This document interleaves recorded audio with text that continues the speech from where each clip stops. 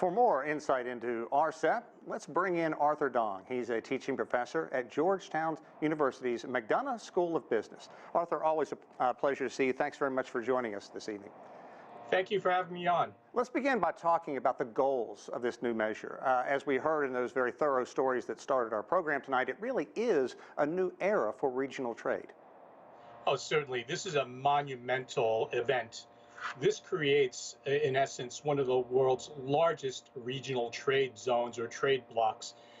It continues with the expansion of a continued liberalization of markets in this all-important and fast-growing region of the world, which is East Asia and Southeast Asia.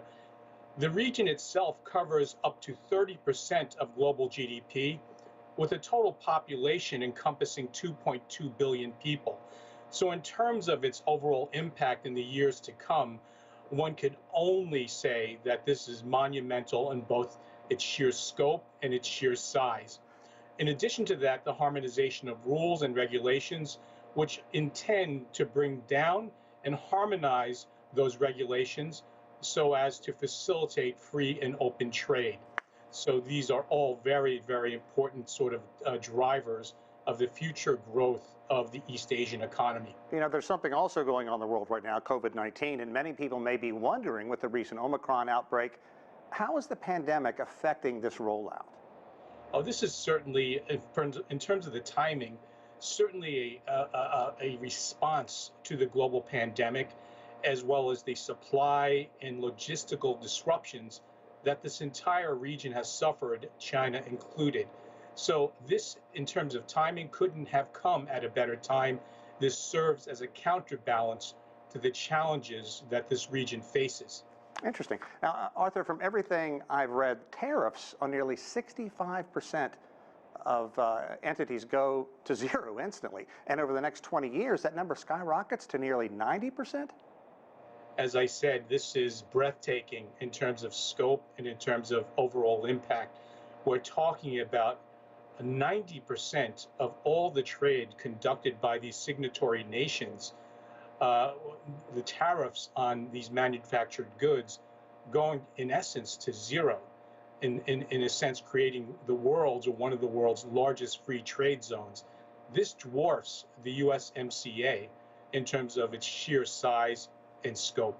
It really does mean free trade. So how is China and its burgeoning middle class expected to be affected by this? Well, this, in terms of the headwinds that China is facing in its domestic economy, as well as those external sort of challenges that it's facing both with the United States and globally in terms of rising commodity prices, you know, labor sort of shortages, they're appearing all over the world. Mm-hmm. This could not have come at a more important time. And I think for China, the easy money has already been made. China's growth moving forward is going to be much more challenging. And this is just one of those more complementary strategies that are going to fit well in terms of China's future overall growth. What about smaller nations? Any hesitancy at all from them? No, I think they're going to benefit greatly. Actually, we already observed that much of the what we call labor-intensive manufacturing, a lot of that is moved out of China already to places like Indonesia, Malaysia, and Vietnam. And so whether you're talking about apparel manufacturing or toys and shoes, a lot of that is already migrated to lower wage countries. And those countries are going to benefit because many of those exports from those places like Vietnam are going to be exported to member nations of the RCEP on a duty-free, tax-free basis. So they're going to be the beneficiaries of this, as well as all the agricultural and mineral products that are primarily exported from many of these countries as well. You know, Arthur, I can't let you go without talking about the tariffs. We've talked about the ones that are evaporating. Far different from what has been going on here in the United States. Punishing tariffs that were really kicked in by former President Donald Trump and continue under the Biden administration, and the U.S. being on the sidelines of this. What does this do to U.S. trade? This is just a massive, it magnifies the miscalculation that was carried out in 2017 when President Donald Trump and his administration abandoned the Trans-Pacific Partnership. all the signatories to that original deal are now signed on to the RCEP. And monumentally, Japan and South Korea, this is the first time that they've brokered a trade agreement with China. And so China just basically, America's loss is China's gain. China simply picked up the ball and ran with it.